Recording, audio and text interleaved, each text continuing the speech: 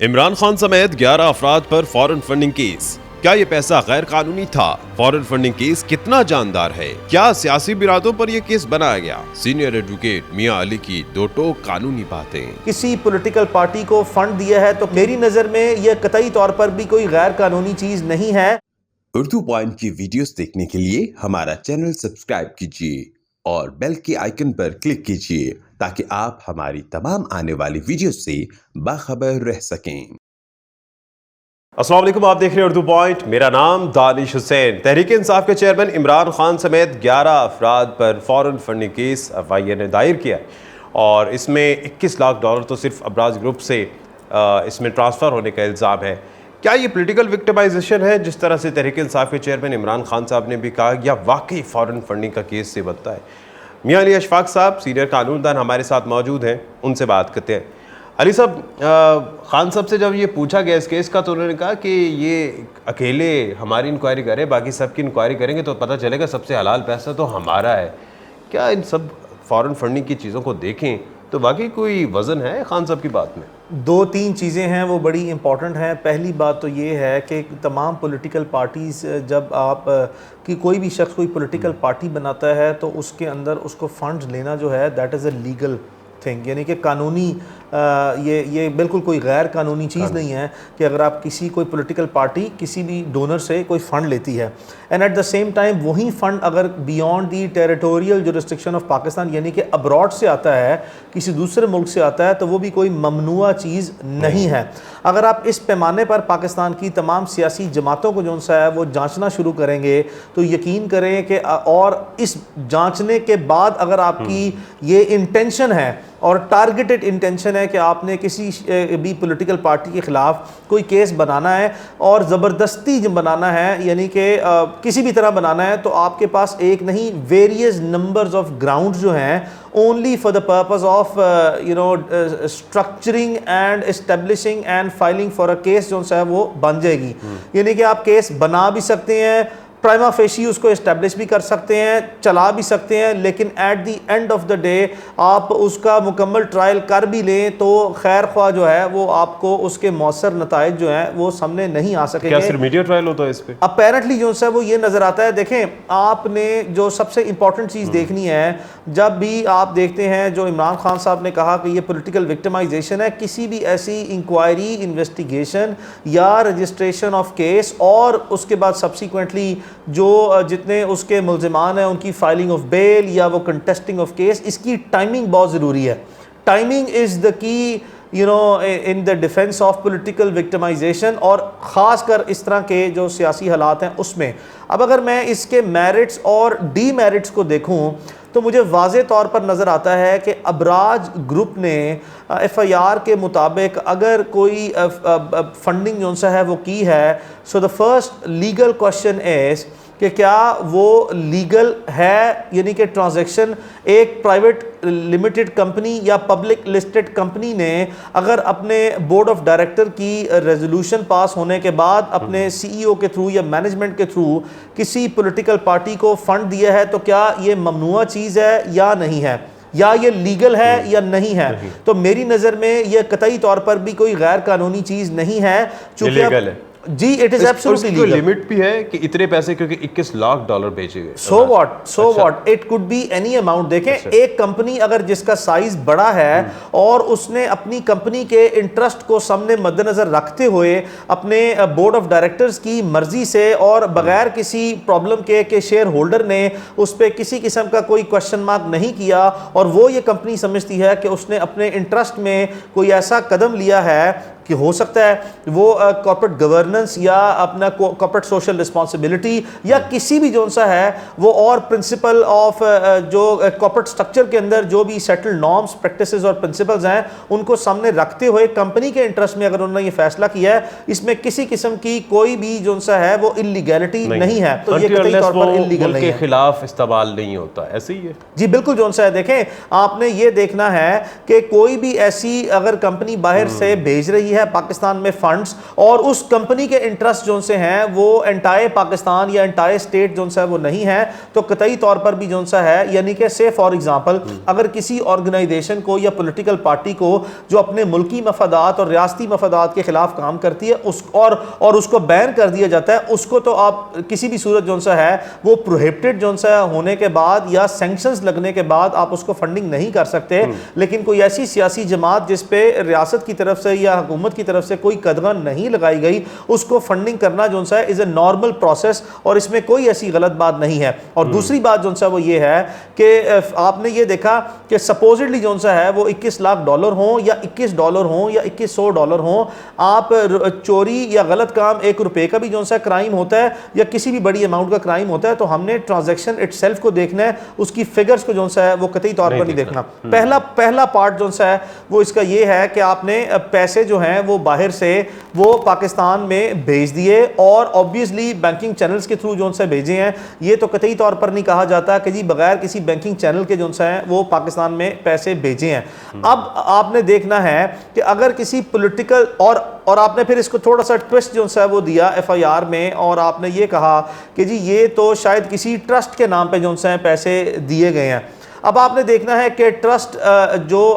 जो भी ट्रस्ट है उसका एक purpose of registration of trust क्या है, उसके बेनिफिशरीज कौन हैं, उसके ट्रस्टीज कौन हैं, और उसके बाद फिर आपने जो सा वो देखा कि उसकी जो यूटिलाइजेशन ऑफ फंड्स है वो किस चीज़ के लिए है। तो ये वो तमाम चीज़ें हैं जिसको, और फिर हमने सबसे इंपॉर्टेंट चीज़ जो है वो एफआईए का केस है, हमने ये देखना है कि इसमें हमारी रियासत का इकनॉमिक लॉस क्या है, हमारी स्टेट ट्रेजरी जो सा है वो कहाँ पे इन्वॉल्व है। ये अपेरेंटली इसमें आपने फॉरेन एक्सचेंज रेगुलेशन एक्ट जो है वो लगाया। अगर मैं फॉरेन एक्सचेंज रेगुलेशन एक्ट की दफात जो कि इन एफआईआर्स में लगाई हैं उसका बारीक बीनी से जायजा लूँ ना, तो वो कभी भी जो सा है स्ट्रिक्टो सेंसो आज की हद तक बात कर रहा हूँ, चूंकि अभी जो सा है वो तमाम एफआईआर्स और मामलात जो हैं वो सब जुडिस हैं, लाहौर में भी, कराची में भी और इस्लामाबाद में भी, और ये सारा पब्लिक रिकॉर्ड है। और यहाँ पे इनकी इन्वेस्टिगेशन जो है वो अभी अपने इनिशियल फेज में है। और सबसे मुज़हिका खेज बात ये नज़र आती है कि एफआईए ने सिर्फ एक कराची के केस में किसी भी दूसरे फरीक को सुनने का मौका सिर्फ एक दिन के लिए दिया, यानी कि नज़र ये आता है कि प्रॉबेबली जो है शायद उन्होंने फॉर्मेलिटी पूरी की और फौरी तौर पर जो है वो एफआईआर रजिस्टर की, और स्ट्रेट अवे जो है लाहौर में भी एफआईआर दर्ज करके स्ट्रेट अवे अरेस्ट के लिए जो है प्रोसीड कर गए। चलिए सब फॉर्मेलिटी क्यों, क्या इसमें बादिल नज़र में कोई पॉलिटिकल विक्टिमाइजेशन या कोई सियासी प्रेशर इस तरह तो नहीं है? देखिए, मुझे जो इस वक्त नज़र आता है, आप ये देखते हैं कि जो इस वक्त हुकूमत है वो अपनी ओपोनेंट पार्टीज़ को दबाने के लिए पे दर पे बैक एंड फोर्थ रिपीटेडली जो सा है वो प्रोसिक्यूशन जो सा है वो कर रही है, यानी कि फुल अटेम्प्ट्स ले रही है, जिसको I have always been calling such attempts as frustrated attempts जो हैं वो ले रही हैं बैक एंड फोर्थ, कि किसी भी तरह जो उनकी ओपोनेंट पार्टी है उसको फौरी तौर पर उसके सरबराहान को बैकफुट पे रखा जाए, प्रेशर में रखा जाए और for a certain time period रखा जाए। और आपने देखा कि इमरान खान साहब के खिलाफ प्रीवियसली पिछले 2 से 3 माह में जितनी इस तरह की कार्रवाइयाँ अदालती या इस तरह की कार्रवाइयाँ हुकूमत की तरफ से की गई हैं वो सब की सब बैकफायर कर गई हैं, यानी कि उसका कोई खातिर खा रिजल्ट जो है वो हुकूमत को नजर नहीं आया। क्या ये केस भी बैकफायर कर सकता है, लग रहा है आपको? देखिए, चूंकि